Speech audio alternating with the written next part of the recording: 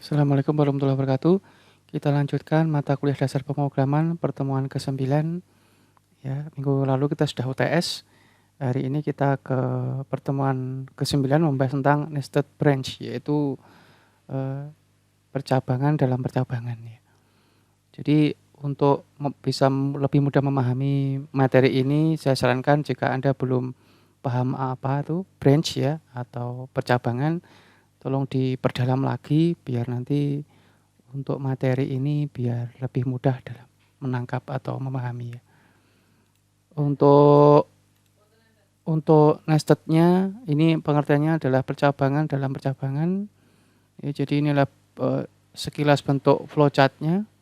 Ya, jadi dalam if ada if lagi ya, dan mungkin ada if lagi dan ada if lagi ya. Jadi minimal ada 2 if yang ada di satu area gini ya, itu sudah dianggap nested ya. Ini beda dengan yang else ya. Kalau else kan di sebelah sini ya, nanti else-nya ini, tapi kalau nested itu dalamnya if ini ada if lagi. Itu nested ya. Ini pengertiannya adalah jika kondisi if yang paling luar atau paling atas itu bernilai benar, jadi jika ini true ya, maka kondisi if yang berada di dalamnya baru dicek. Jadi ini baru dicek. Kemudian kalau ini true, itu baru masuk ke sini, masuk ke dalam bloknya ini. Ya. Kemudian jika jika false nanti langsung keluar kalau seperti ini ya. Ini false, ini arah ke sini, langsung keluar. Jadi dia tidak balik ke atas ya. Jadi umpamanya dari if ini dia true, dia masuk ke sini. Tapi kalau dia di sininya false, dia masuk langsung ke end, selesai. Demikian juga jika nanti true, dia masuk ke sini ke if yang kedua nanti jika di sini nanti seleksinya gagal, dia nanti langsung gugur.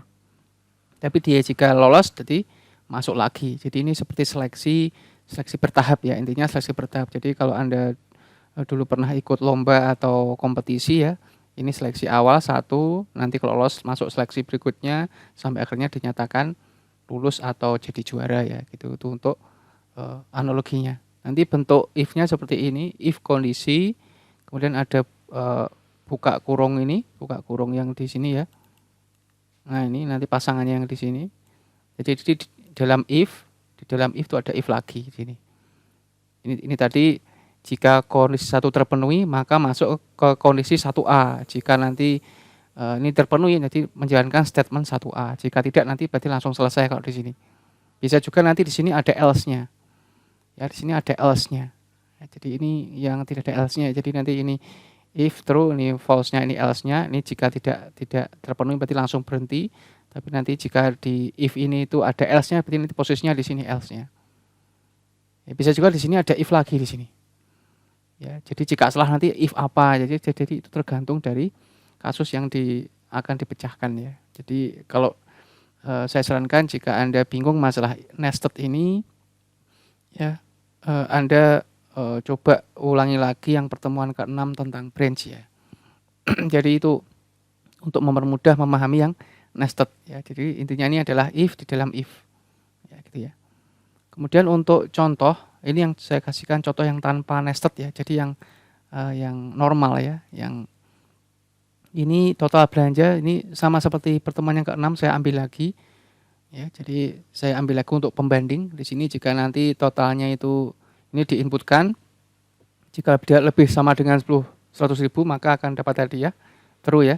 Jika tidak nanti outputnya terima kasih selesai gitu ya. Jadi ini jika sudah sama-sama selesai ya di sini. Ini belum ada nested-nya. Kemudian kalau ada nested-nya seperti ini bentuknya. Jika total belanja lebih besar dari 100.000 maka mendapat 1 buah piring umpamanya ya. 1 buah piring saja. Jika lebih dari 120.000 maka akan mendapatkan tambahan 1 gelas. Jika kurang maka terima kasih. Jadi antara 100.000 sampai 120.000 atau 119.000 nanti sesuai dengan flowchart-nya itu hanya dapat 1 piring saja, tapi nanti kalau lebih dari 120.000 nanti akan dapat tambahan 1 gelas di sini ya, 1 gelas.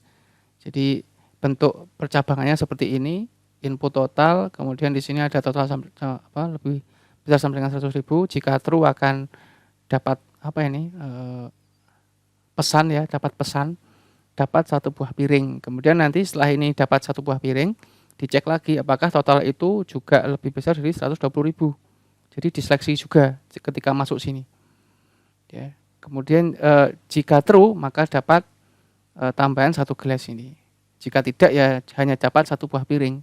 Jadi jika ini nanti ternyata cuma 110.000, berarti nanti hanya dapat 1 buah piring. Kemudian setelah di sini karena tidak lolos dari seleksinya, dia akan langsung false dan langsung keluar.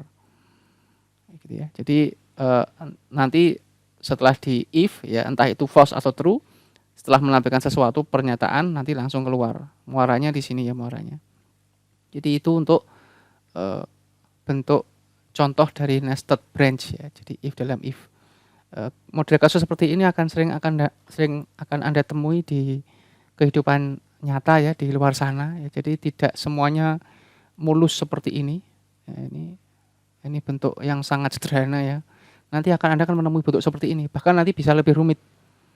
Jadi nanti di sini mungkin ada if lagi, di sini ada if lagi, di sini ada if lagi ya. Jadi harus benar-benar memahami algoritma ya, algoritma. Jadi nanti setelah memahami algoritma dibuat flowchartnya, setelah dibuat flowchartnya nanti baru dibuat codingnya. Ya. Kemudian contoh yang lain, ini contoh yang saya ambil dari petani.com. Ya, ini contoh lain adalah ini yang sudah sangat kita sering lakukan. Jadi pertama adalah masukkan username, ini mau login ya. Masukkan username ya. Jika username-nya ditemukan atau cocok, jika username-nya ditemukan atau cocok, maka maju ke langkah kedua atau maka ke langkah 2 ya. Ini berarti langsung ke sini. Jika ditemukan, maka langsung masukkan passwordnya. Jika tidak ditemukan, maka tampilkan pesan tidak terdaftar. Dan selesai, maksudnya selesai itu akhir dari aplikasi atau akhir dari sistem ya. Jadi selesai itu seperti N ini ya. Nah, ini N selesai maksudnya. Nah, kemudian jika tadi benar ya, masukkan maka ke langkah 2. Langkah 2 tadi masukkan password. Jika passwordnya benar atau sesuai dengan usernya ya, sudah cocok, maksudnya bukan sama ya. Jadi punya username AAA itu passwordnya 111 itu. Berarti jika itu memang sesuai ya, benar, maka akan muncul pesan login sukses. Berarti login sukses itu jika username-nya benar atau sesuai atau ditemukan, passwordnya juga benar atau sesuai. Ya, jadi N ya dua-duanya. Jika dua-duanya terpenuhi, itu akan tampil pesan login sukses. Jika tidak, maka akan muncul pesan passwordnya salah. Ya, jadi jika tadi nomor 1-nya benar, masuk ke nomor 2, nomor 2-nya benar, berarti akan muncul pesan ini, sukses ini. Jika tadi passwordnya salah, akan muncul password salah. Jika tadi username-nya tidak ditemukan, maka tidak terdaftar atau selesai. Ya, jadi ini saya kira sudah sangat familiar ketika Anda login email atau apapun itu ya yang berbau masuk ke aplikasi atau sistem ya. Untuk flowchartnya seperti ini, string username password, kemudian input username-nya. Nah, jadi umumnya ini saya kasih username-nya tuh yang benar tuh yang ada di sistem tuh Dashpro umpamanya ya. Ini umpamanya ya. Yang benar Dashpro. Jadi selain Dashpro nanti dianggap salah. Ini hanya contoh ya, hanya contoh. Nanti kalau yang beneran ini nanti dibandingkan dengan database ya, di data dari database nanti diseleksi apakah ada. Ya, jika ada berarti true, jika tidak berarti tidak terdaftar. Ini karena kita tidak terhubung ke database atau ke sumber data yang lain, ini saya anggap statis ya, bentuknya ini statis karena hanya contoh. Username-nya adalah Dashpro. Ya, jika nanti yang di input di sini itu sesuai atau sama dengan Dashpro, maka akan diminta input password. Ya, berarti ditemukan username itu ditemukan gitu ya maksudnya. Input password, kemudian nanti saya juga statiskan ini 1 2 3. Jika nanti dia enternya 1 2 3, maka output login sukses.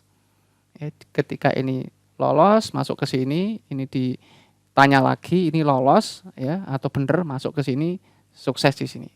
Jika nanti ini salah ya 1 2 4 atau selain 1 2 3, nanti ini berarti false langsung keluar.